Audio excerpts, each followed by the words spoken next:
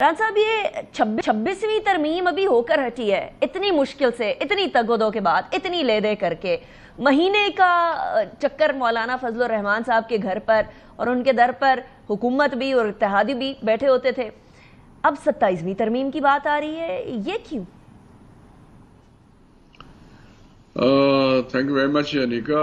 असल में जब 26वीं तरमीम हम कर रहे थे तो उस वक्त भी ये चीज़ महसूस की जा रही थी कि ये उस तरह शायद जिस तरह हम रिफॉर्म जुडिशल रिफॉर्म चाहते हैं उस तरह की नहीं है। जो यकीनी तौर पे रिफॉर्म होनी भी चाहिए इस वक्त जो ज़रूरत है, तो उस वक्त यही था कि जो क्योंकि मौलाना साहब कुछ ड्राफ्ट तैयार किया हुआ था पीटीआई वालों के साथ मिल के, ये पीटीआई वाले इस ड्राफ्ट पे इस लॉ जो इस वक्त लॉ है बना हुआ जो हमने अमेंडमेंट की है उस पे ऑन बोर्ड थे। वो बिल्कुल उनका इनपुट था, उनकी ये रिकमेंडेशन थी या प्रपोजल थी उनकी मौलाना साहब की और पीटीआई की। आपने सुना होगा बिलावल साहब ने कहा कि मौलाना साहब और हम एक पेज पे हैं, मैं और मौलाना साहब एक पेज पे हैं। मौलाना साहब ने कहा मैं और पीटीआई एक पेज पे हैं।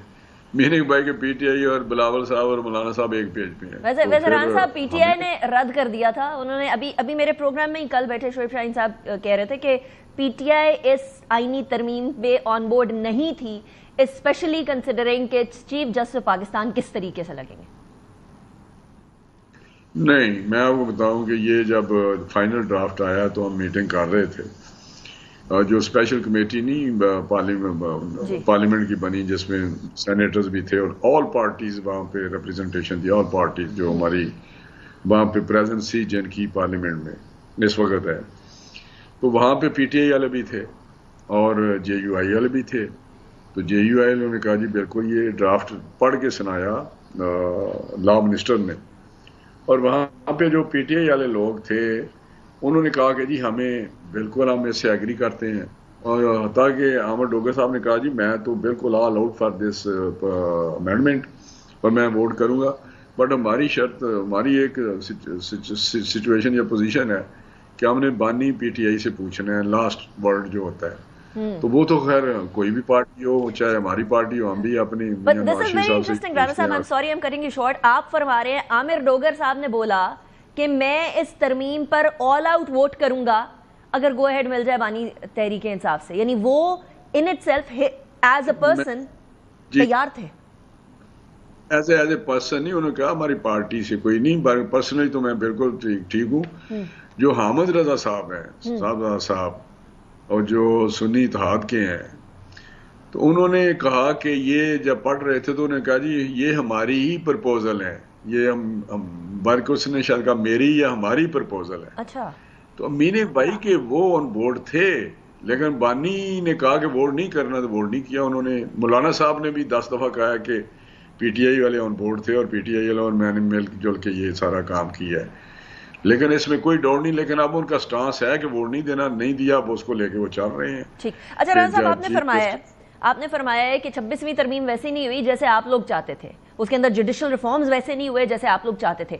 इसके अंदर अभी क्या कमियां हैं जो हुकूमत चाहेगी कि इस तरमीम के अंदर कुछ रद्दोबदल की जाए, 27वीं तरमीम के जरिए या किसी और तरीके से इसको तब्दील किया जाए? कोई सुकम तो नहीं रह गया राना साहब इस तरमीम में? मेरा ख्याल है ये सुकम वाला लफ्ज तो ठीक है कि कुछ सुकम है इसमें। मैं जो पर्सनली जो मैं इसको मैंने देखा है तो उसमें इम्प्रूवमेंट आनी चाहिए। बाकी अब क्या अमेंडमेंट्स मजीद जुडिशल रिफॉर्म्स के लिए करनी है, वो इन्वेस्टिगेट तो मैं नहीं कर सकता। मैं इन्वेस्टिगेट किस तरह कर सकता हूँ इसी वक्त के उसको मैं एंटिसिपेट करूँ कि, क्योंकि वो तो फाइनल बनेगा ड्राफ्ट जब आएगी, और इस पर भी हमें दोबारा सबको ऑन बोर्ड करना पड़ेगा कि ये चीज़ें हैं और उसके पीछे ये स्पिरिट है। तो मौलाना साहब को भी करना पड़ेगा, सबको करना पड़ेगा, मौलाना से बात करनी पड़ेगी कि ये स्पिरिट है उसके पीछे और ये अच्छी चीज़ें हैं। तो फिर इंशाल्लाह उस वक्त फिर ये मूव होगी। अभी तो एक चीज़ है कि हाँ होनी चाहिए, लानी चाहिए। मुझे आपकी बात से ये तो क्लैरिटी मिल गई कि आप बशमूल आपके बहुत सारे और पीएमएलएन के लीडरान ये समझते हैं कि अभी इस 26वीं आईनी तरमीम के इश्क के इम्तिहान और भी हैं, लेकिन सुकुम कौन से रह गए राना साहब? क्या चीज रह गई जो कि इसके अंदर ऐड होनी? میرے سامنے تو اس وقت ڈرافٹ نہیں ہے جو میں کہوں، لیکن یہ بات ہے کہ واقعی اس میں کچھ حکم ہیں، جیسے کچھ چیزیں امپلیمنٹیشن میں، اس امینڈمنٹ کی امپلیمنٹیشن میں تھوڑی سی شاید اس طرح سموتھ نہ ہو جس طرح ایک آ جاتی ہے، تو اس وجہ سے میرا کوئی چیزیں مزید اس میں اس کو امپروومنٹ سمجھنا ہے، اس کو امپروو کرنے کی ضرورت ہے۔ اوکے، اور وہ 27ویں ترمیم کے ذریعے کیا جائے گا، am I right؟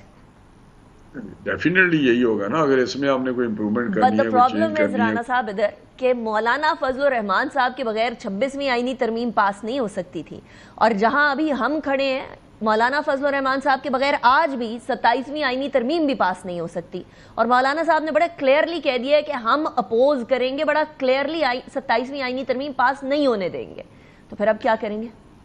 نہیں، ان کے ذہن میں شاید کوئی اور اپریہنشن ہو، کوئی ایک دو چیزیں شاید ان کے ذہن میں ہو کہ یہ کرنا چاہتے ہیں، لیکن میرا خیال ہے ہم اس وقت بڑی کلیئرٹی کے ساتھ کہتے تھے کہ جب تک ہم سے لوگ بات کرتے تھے، آپ نے جس طرح کویشچن کر دیا ہے کہ بھئی آپ کے پاس اگر مولانا صاحب ساتھ نہیں ہے تو کس طرح کریں گے، ہم کہتے تھے کہ نہیں، ہم تو ہماری ترمیم پاس ہوگی، ہم بالکل پاس ہو جائے گی اور یہ کریں گے، لیکن نمبر ہوگا تو کریں گے، یہ بھی ہم کہتے تھے نمبر ہوگا تو، جب ہم کہتے تھے یہ ہو جائے گی پاس، تو اس کا مطلب یہی تھا کہ ہم نمبر پورے کریں گے، ہمیں 225 ادھر ملیں گے، 165 جو ہیں ہمیں ریکوائرڈ نمبر ہے وہ ملیں گے، اور وہ ملے۔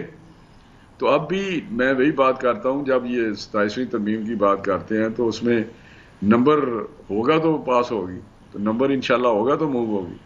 تو نمبر ہوگا رانا صاحب یا نہیں ہوگا؟ نمبر ہوگا تو اس لیے ہم موو کریں گے نا، پہلے بھی آپ یہی کہتے رہے ایک مہینہ ڈیڑھ مہینہ کہ نمبر نہیں ہوگا، ہم کہتے تھے ہوگا، ہو گیا۔